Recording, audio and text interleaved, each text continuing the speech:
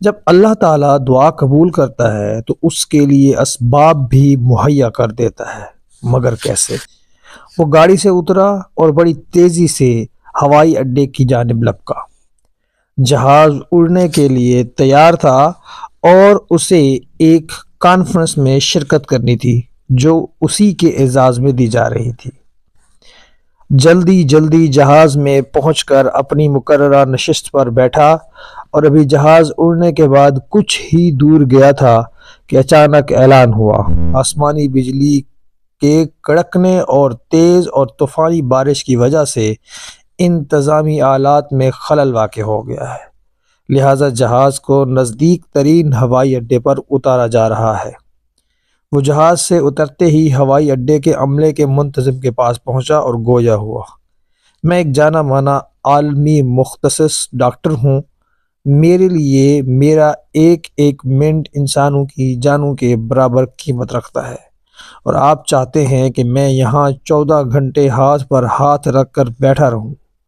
کارکنوں میں سے ایک بولا، جناب ڈاکٹر ذیشان صاحب، اگر آپ کو زیادہ جلدی ہے تو ایک گاڑی کرائے پر لے کر اپنی منزل مقصود تک پہنچ جائیے۔ یہاں سے گاڑی میں وہ مقام 3 گھنٹے سے زیادہ دور نہیں۔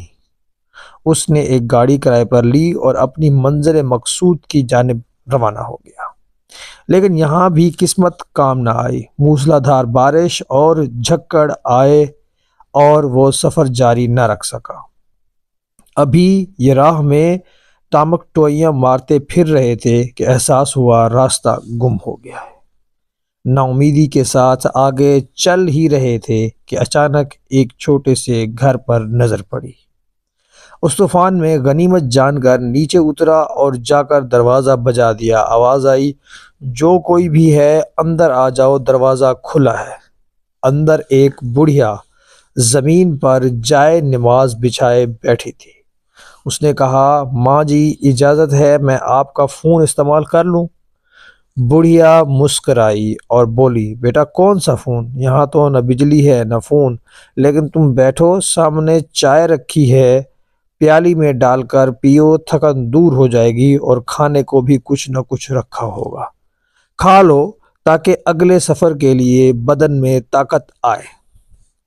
ڈاکٹر نے بڑھیا کا شکریہ ادا کرتے ہوئے پیالی میں چائے ڈالی اور پینے میں مشغول ہو گیا، جبکہ بڑھیا نماز و دعا میں مشغول تھی۔ اچانک بجلی کوندی تو ان کی نظر پڑی اس بڑھیا کی جائے نماز کے بغل میں ایک بچہ کمبل میں لپٹا پڑا ہے، جسے وہ تھوڑی تھوڑی دیر بعد بلاتی جا رہی ہے۔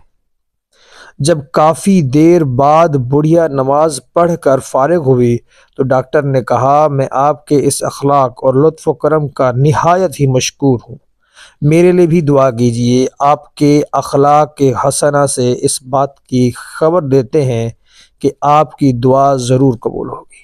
بڑھیا بولی، نہیں بیٹا، ایسی کوئی بات نہیں، تم راہگیر ہو اور راہگیروں کے ساتھ حسن سلوک کا حکم اللہ نے دیا ہے۔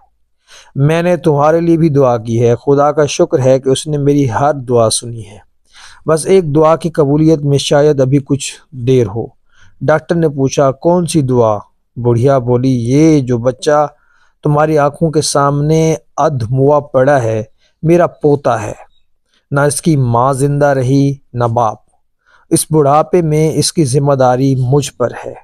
ڈاکٹر کہتے ہیں اسے کوئی موذی مرض ہے جس کا وہ علاج نہیں کر سکتے۔ کہتے ہیں ایک ہی ڈاکٹر سے بڑا نامی گرامی بتایا تھا اس کا، ہاں ذیشان، وہ اس کا آپریشن کر سکتا ہے، لیکن میں بڑھیا کہاں اس تک پہنچ سکتی ہوں؟ لے کر جاؤں بھی تو پتہ نہیں قبول کرے یا نہ کرے۔ میری تو خیر ہے، یہ بچہ بیچارہ خوار ہو جائے گا، بس اب اللہ سے ہی امید ہے کہ وہ میری مشکل آسان کر دے۔ ڈاکٹر کی آنکھوں سے آنسو نکل رہے ہیں۔